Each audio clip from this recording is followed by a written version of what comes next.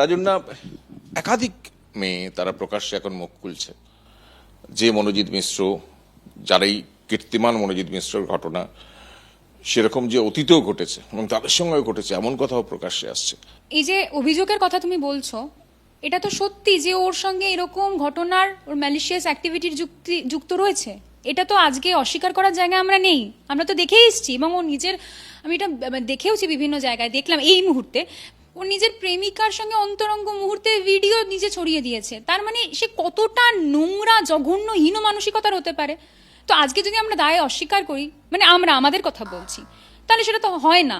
এটা তো আমরাই এরকম দাদাদেরকে কোথাও না কোথাও গিয়ে পশ্চিমবাংলায় সঞ্জীবনী জুগিয়েছি। খবরে তো আর চোখ ফেলা যাচ্ছে না। রাজন্যা কি বললো শুনতে পেলেন তো? দেখালাম তো ভিডিওটা। মানে রাজন্যা যে নিজে টিএমসিপির একদা খুব জনপ্রিয় একজন কর্মী, মানে নেতা নেত্রী যাই বলেন, সে নিরাপত্তার অভাব বোধ করছে। তার এআই দিয়ে বানানো অশ্লীল ছবি এদিক ওদিকে ঘুরে বেড়াচ্ছে। রাজন্যার একটা কথা আমার দুর্দান্ত লেগেছে। আমি কোনো দল মানে ছাড়া বলছি, কোনো টিএমসিপি, তৃণমূল এই সমস্ত কিছু বাদ দিয়ে বলছি। সে যেটা বলেছে যে এই মনোজিৎ মিশ্রের মতো দাদা কালচার পশ্চিমবঙ্গের প্রত্যেকটা জেলায় জেলায় আছে। সত্যি কথা বলতে এই দাদারা, বিশ্বাস করুন আমি তথ্য দিয়ে বলে দিতে পারি, প্রত্যেকটা তথ্য দিয়ে বলে দিতে পারি, পশ্চিমবঙ্গের মতো এই মনোজিৎ মিশ্রের মতো এই দাদারা পশ্চিমবঙ্গের প্রত্যেকটা জেলায় জেলায় কম করে 1000-2000 আছে। তাদের দিন চলে, রুটি রুজি তাদের চলে দাদাগিরি করে। তাদের আর জাস্ট কোনো যোগ্যতা নেই, কোনো যোগ্যতা নেই। তারা কি করে পাশ করছে, কিভাবে কলেজে এন্ট্রি নিচ্ছে কেউ জানে না, নো ওয়ান নোজ। তা সত্ত্বেও তারা বড় বড় পজিশনে চলে গেছে। সত্যি ভয়ঙ্কর অবস্থা। আর রাজন্যা, তোমাকে স্যালুট স্যালুট। তুমি সত্যি কথা বলতে আমার চাইতে অনেক ছোট, তা সত্ত্বেও তুমি যে সাহসের সাথে, মানে তোমাদের নিজেদের যে ঘুণ ধরা, পোকা ধরা, নোংরা ধরা অশ্লীলতাটাকে চোখে আঙুল দিয়ে দেখাতে পেরেছো, এবং তোমার যে বুকের পাটা আছে, এটার জন্য তোমাকে স্যালুট। আর সত্যি কথা বলতে আমরা আজকে মেয়েরা পশ্চিমবঙ্গের মতো একটা শান্তিপ্রিয় জায়গায়, মানে যেখানে মেয়েরা সবসময় সেফ ভাবতো, তারা আজকাল ভয়ে থাকছে। মানে আজকে একটা ভিডিওতে দেখলাম যে সত্যি কথা বলতে একটা ছেলে বলছে যে রাতজাগা আন্দোলন, মানে আরজি করে যখন রাতজাগা আন্দোলন হয়েছিল, সে রাতজাগা আন্দোলনে মেয়েটা ছিল। তারপরে সে তার বয়ফ্রেন্ডকে ফোন করে বলছে একটু এদিকে আয় না, আমি বাড়ি যেতে পারবো না। আরে ভাই, ওরকম রাত জাগা আন্দোলনের দরকার কি?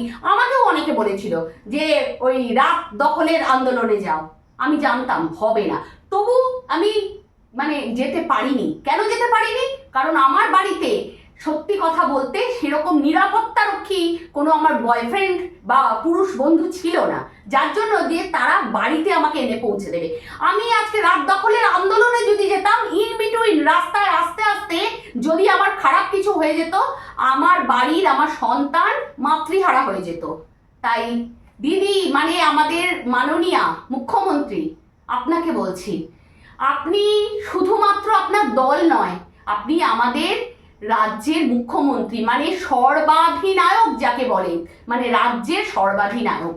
তো আপনি দয়া করে এই মানে দুরাচারী যে আপনার পার্টির যে সমস্ত জায়গায় এই দাদারা হয়ে উঠেছে, আপনি এদের থামান।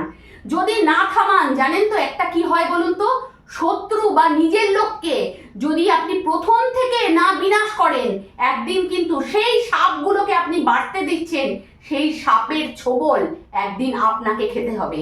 আজকে হয়তো আমি একটা অতি সাধারণ মানুষ, মানে অতি সাধারণ মানুষ, মানে আপনারই কর্মচারী, আপনার রাজ্যেরই আমি কর্মচারী হয়তো বলছি, কিন্তু এই সাপগুলো প্রত্যেকটা জেলায় জেলায় এই যে দাদারা দাদাগিরি করছে, এবং আপনার নামে যে ছত্রছায়ায় তাদের একটা চারিপাশে এই ছত্রছায়ায় লোককে আতঙ্ক সৃষ্টি করছে, এই সাপের ছোবল একদিন না আপনাকে কামড়ায়। আমি বলছি এই কথা মিলিয়ে নেবেন, না হলে বিপদ আসন্ন।